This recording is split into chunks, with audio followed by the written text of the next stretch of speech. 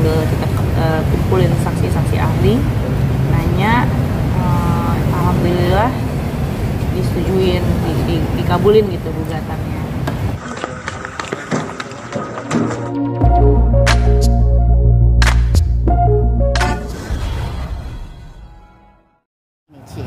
Gimana sih kayaknya ceritanya kepikiran gitu buat nagih royalti lagu? Awalnya mungkin.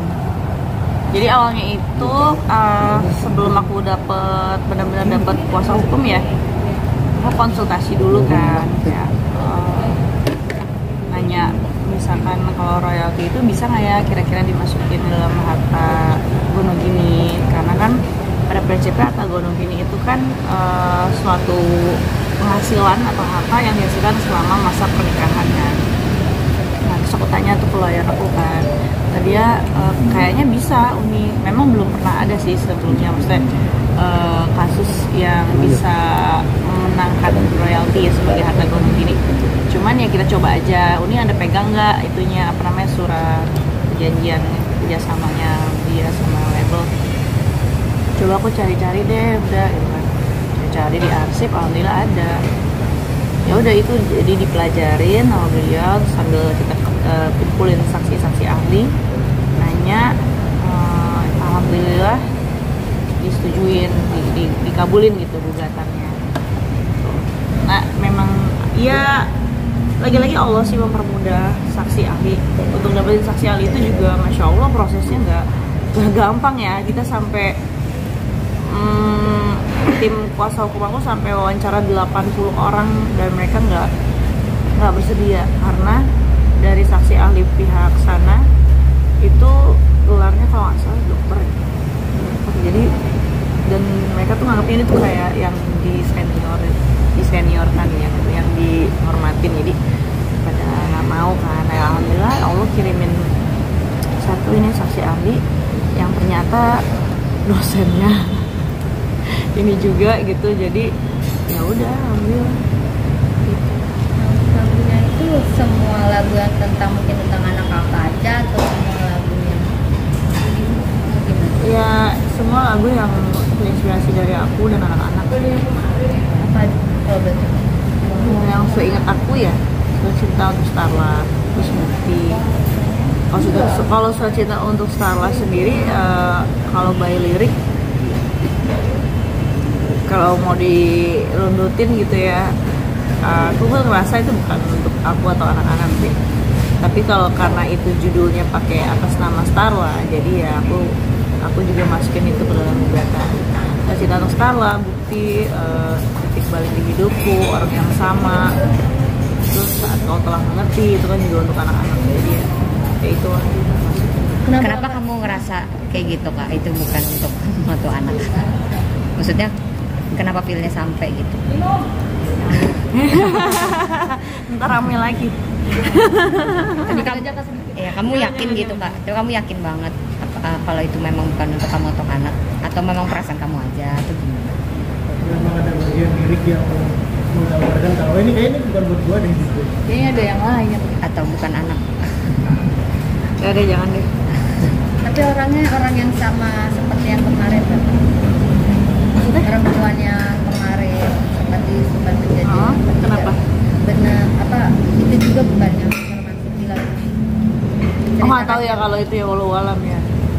Kalau dari pengakuannya dia kan, kita berdasarkan pengakuannya dia aja yang udah di hadapan awak media, ya itu lagu-lagu tadi.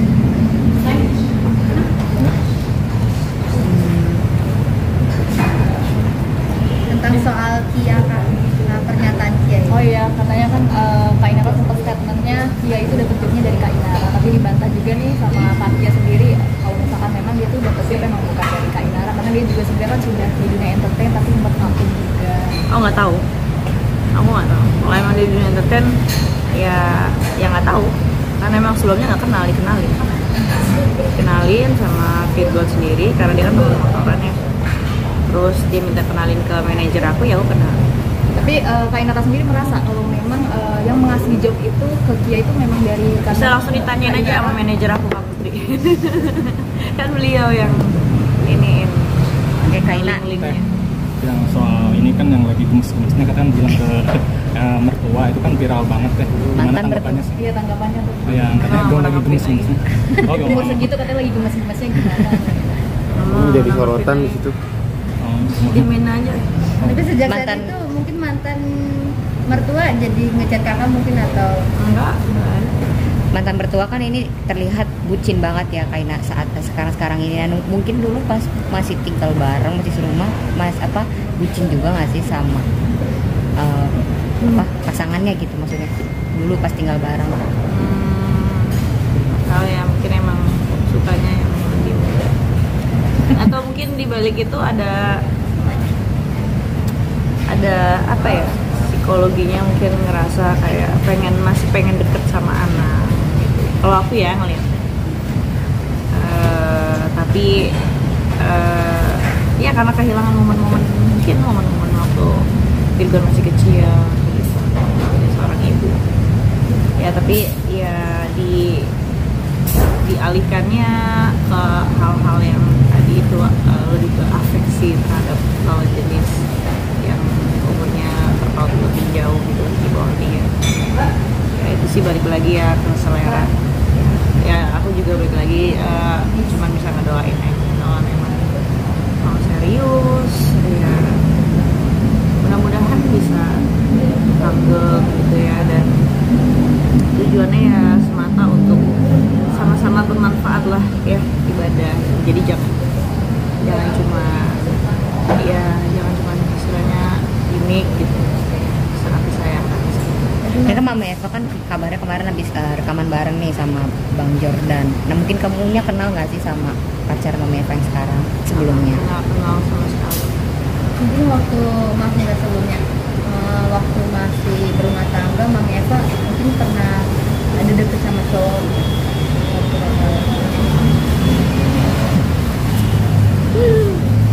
Aduh, pinggir jurang. Ya apa ya, aku sih dari awal nggak pernah mau banyak ngejelasin ini dan itu, perkara uang, perkara apa segala macam alasannya, karena menurut aku sensitif sih masalah uang, masalah jodoh orang lah kayak gimana. Jadi ya udah, aku cuman paling bilang sendiri. ya biar aja nanti juga waktu yang ngungkapin. Alhamdulillah. Kaina sekarang mungkin anak-anak mulai pada nanya nggak sih ayahnya gitu mungkin, karena kan udah jarang ya, udah nggak serumah, mungkin nanya atau gimana, kamu bisa ngejelasinnya secara kamu gitu kayak kasih pengertian kan? Enggak sih, anak-anak cuma nanya sekali dua kali doang waktu itu awal-awal, Dedi kemana, terus pernah juga Lala nanya kenapa sih tiap kali, dia sambil bercanda nanya kenapa sih tiap kali Dedi lagi di rumah mami nggak ada, tiap kali mami di rumah Dedi yang nggak ada, ya kan mami sama Dedi sama-sama cari uang, terima kasih udah bekerja. Emang kalian kalau di luar ketemu iya ketemu di media gitu, iya ketemu, oh gitu ya udah gitu. tapi kalau di sekolah mungkin Lala udah ada nggak Iya, sih sekarang Kak, kan dari pasti udah teman-temannya, dewasa gitu, kan pasti mulai. teman-temannya tahu ayahnya seorang ayah.